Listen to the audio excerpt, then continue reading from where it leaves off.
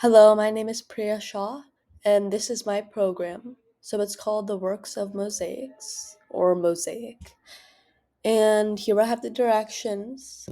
There's a start button, and then out of these three options, those three options contain three different mosaic tile types. So say I choose number three.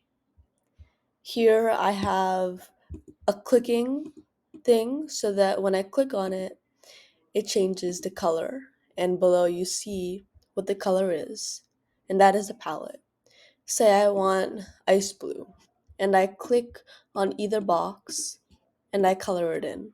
So the whole point of this game is just to color in what type of mosaic tile type you want. And so yeah, that was tile type 3.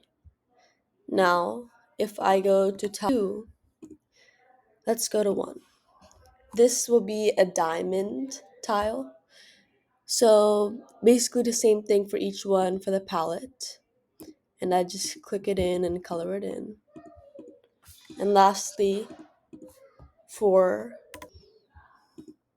this one is diagonals and crosses.